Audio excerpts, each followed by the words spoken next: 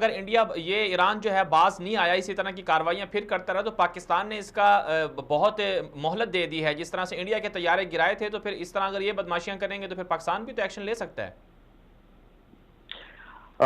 بالکل. جون میں آپ کو بتاؤں کہ جولائی میرے خیال میں 2018 یا جولائی 2017 میں ایگزیکٹلی مجھے سال یاد نہیں آ رہا، میرے خیال میں جون 2018 ہی تھا کہ ایرانی پاسدارانی انقلاب کا ایک ڈرون طیارہ جو ہے پاکستان کے ایئر فورس JF-17 تھنڈر نے گرایا تھا بلوچستان میں. اور اس پر بھی جو ہے اب یہ بہت سخت جواب ہے، یہ کوئی معمولی جواب نہیں ہے. یعنی آج تک پاکستان نے اگر طیارے گرائے ہیں تو وہ انڈینز گرائے ہیں یا اسرائیل کا گرایا ہے 73 جنگ کے اندر، جب عرب اسرائیلی جنگ ہوئی تھی، رمضان کی جو جنگ تھی، تو اس میں گرائے ہیں اسرائیلی طیارے.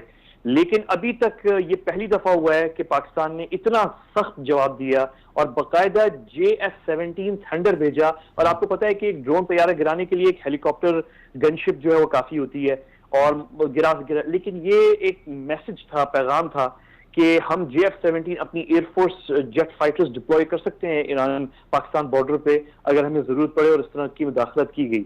تو یہ میسج تھا. تو اب میں آپ کو صرف اتنا کہنا چاہ رہا ہوں کہ دیکھیے یہ ایران باز آنے کی جو بات کر رہے ہیں آپ، 2015 میں بشر یہ تو پکڑا گیا تھا، 15 16 17 18 19 تقریباً 4 سال ہو رہے ہیں. اور 4 سال کے بعد بھی ہم نے انڈین دہشت گردی پکڑی ہے. یہاں پہ ہم نے وہ جو ریمن ڈیوس کے لوگ تھے اور اس طرح کے جو تھے ایجنٹس، ان کو پکڑا، ان کی مداخلت بند کی ہے، انڈینز کی ہے، NDS کی، افغان انٹیلیجنس کی یہاں پہ مداخلت بند کی گئی ہے.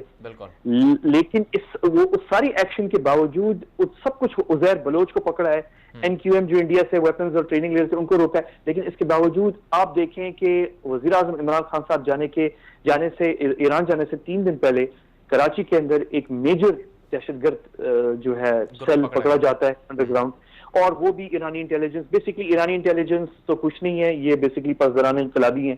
اور پاسدار کیونکہ جو ایکچوئل ایرانی انٹیلیجنس ہے اور ان کی آرم فورسز ہیں وہ سائڈ لائن ہو چکی ہیں، وہ ہیں ان کی پروفیشنل آرمی ہے، نیوی، ایئر فورس ہے. لیکن آپ کو پتہ ہے 79 کے بعد جو ہے ان کو سائڈ لائن کر دیا گیا تھا. ابھی بھی ہیں لیکن بہت کمزور ہیں. اصل چیز جو انٹیلیجنس اور آرمی جو ہے وہ اب پاسداران انقلاب ہے.